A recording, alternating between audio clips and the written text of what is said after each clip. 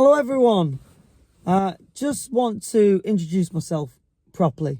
My name's Dean Lomas. I own a garage. It's a family business. It's called DC Lomas Limited. My wife and I, Samantha, we love working together. We've got a fantastic team. And what I'm doing now is I'm creating a new YouTube channel. What this is for is to show people how I manage on a day-to-day basis with certain situations, certain problems, certain solutions. So the channel is called The Neurodivergent Mechanic. As you can see, my eyes might be going wandering around because I've just seen a fly on the window there. There's a bike going past the house. My neighbour's just got in, so I'm wondering what's going on there. Another 2 bikes. So I'll get really distracted from other things. So it's called The Neurodivergent Mechanic. And I'm looking at my face there, but my camera's here. So if I'm not looking at you, it's because I'm looking at me so I can see. Exactly. So where I'm going from this is I want to show you how I live my day-to-day life. If I want to get a snap bolt out of an engine, that's what I really love. My skills come from 28 years of being a mechanic. Started my apprenticeship at 16-year-old as a Vauxhall technician. Went on from there to be Chrysler Jeep technician. I was a mechanic. It was 96, 97, 98. So went on from there to be a Chrysler Jeep mechanic.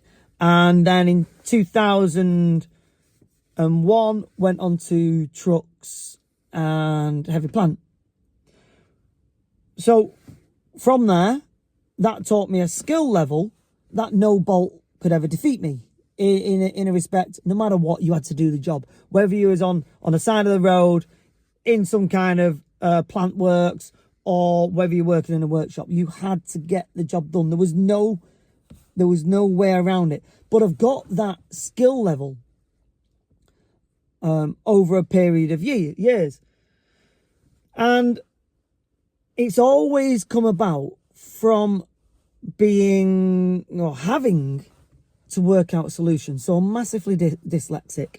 I really struggled with my reading. It was picked up when I was a young kid at school, but they left me at the back of the class. It didn't, because I had behavioural challenges well being a young age.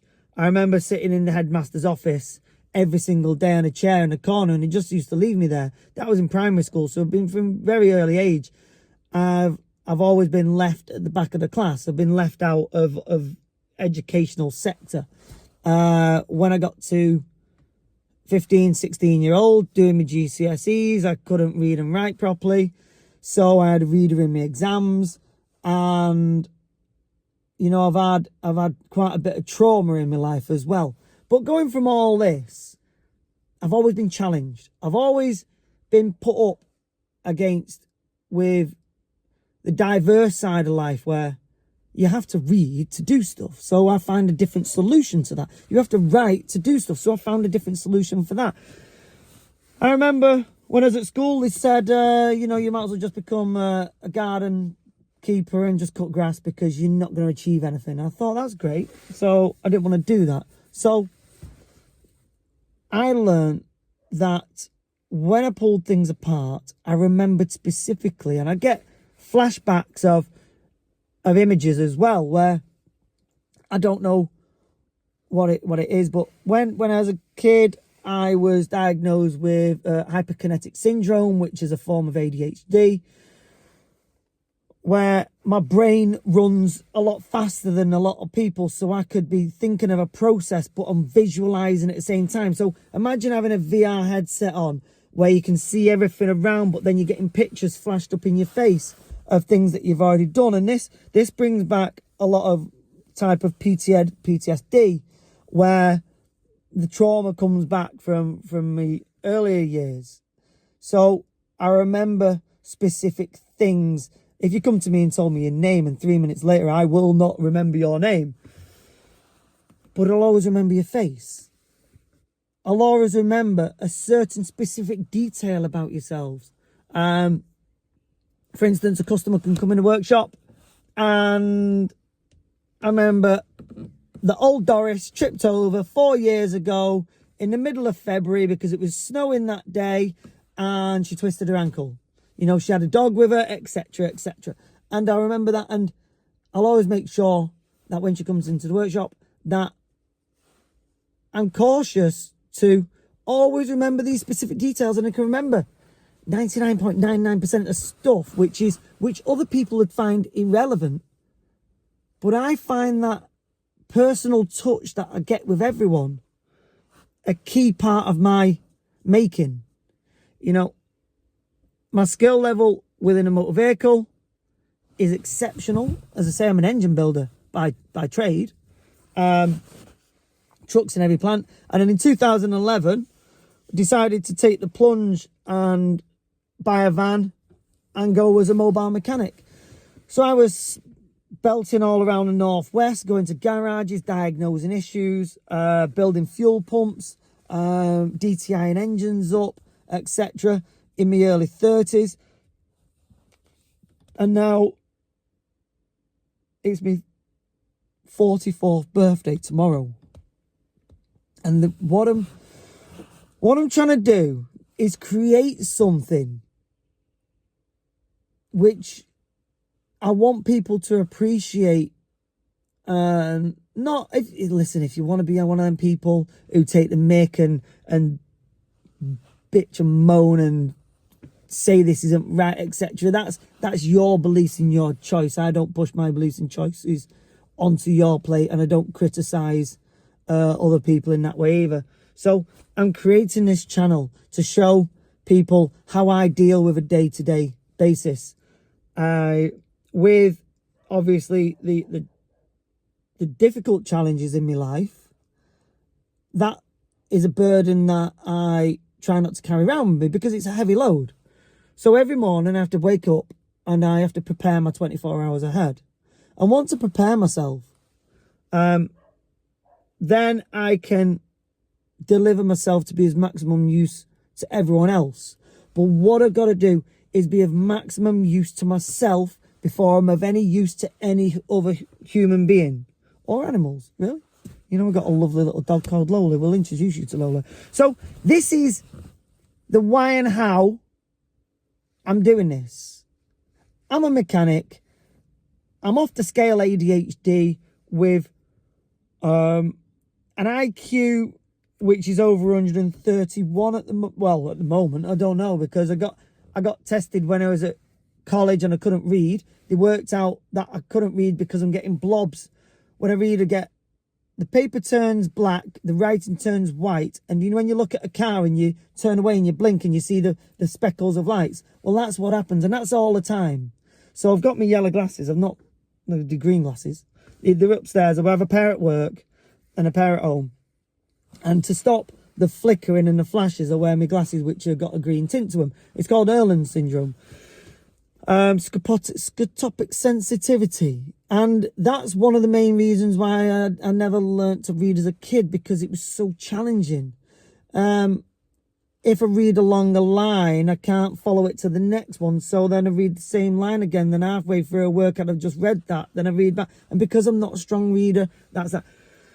So as you can tell, I'm here, there, and everywhere. There's that much going on in me. I don't want to tell you everything, but I said to Sam, I want to tell him everywhere. I want to tell him about, you know, the really challenging parts of my life, what I've had, where I went to the pit of doom and the darkest parts of hell.